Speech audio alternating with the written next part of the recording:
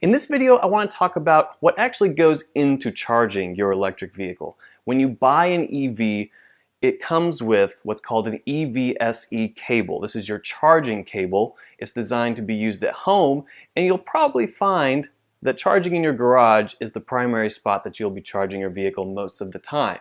So let's do a quick overview of the EVSE.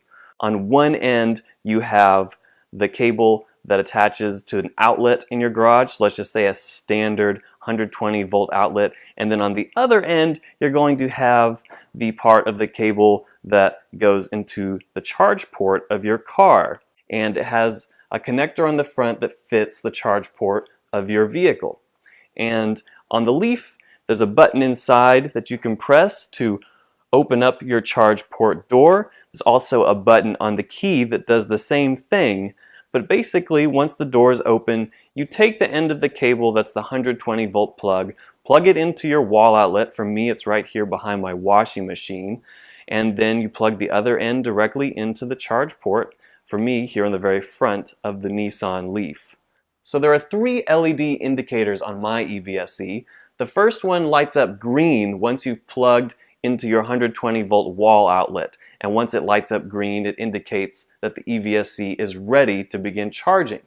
Then, once you take the other end of the cable and plug it into your charge port, if you have a secure connection, then the second light, which is labeled charge, will illuminate in orange to let you know that everything is charging properly. The third LED light is red and labeled fault. This light will indicate generally as soon as you plug in the EVSE into your wall outlet if there's any type of connection to prevent you from plugging the other end into your car.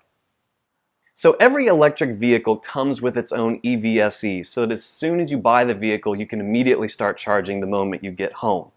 But an EVSE, because it's to be connected to a 120 volt wall outlet, just a standard home outlet, it's the slowest type of charge you can get. It's called a level 1 charger, also called trickle charging, as you might see in your owner's manual.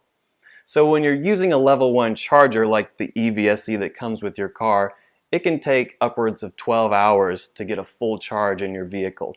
So if level 1 isn't fast enough for you, the next option you could do is install a home charger into your garage, and this will take you to a level 2 charging speed.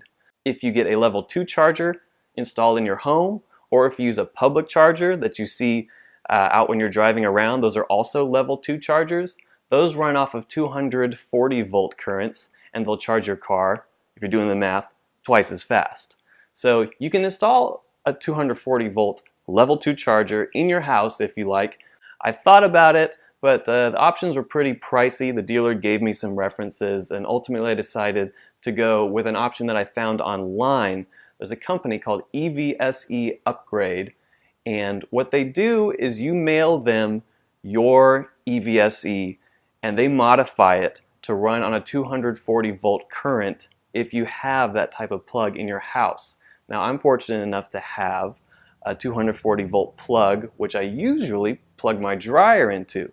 But with an adapter and with the EVSE Upgrade, I'm actually able to plug my EVSE into that same dryer outlet, and now I can charge my car at a level 2 charging speed, and now I'm able to get a full charge in about 4.5 hours instead of 8, 10, or 12 hours just off the 120 volt current that a normal wall outlet supplies.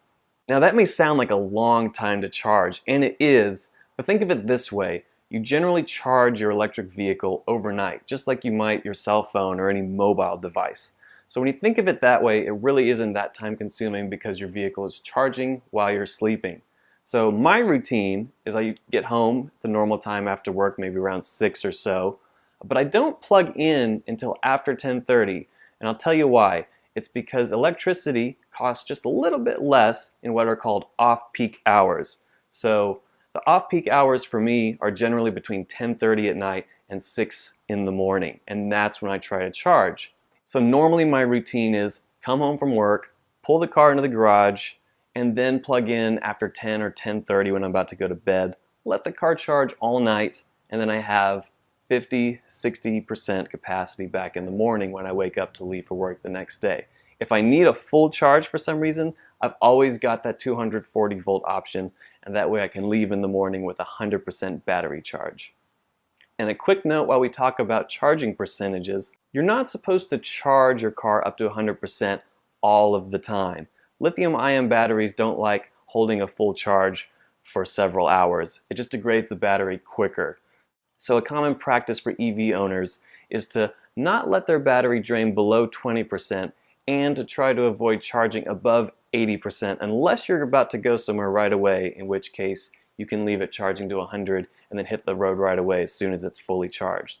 This is just a tactic that might help your battery last a little bit longer than if you charged it to 100% and let it sit full overnight for a long time.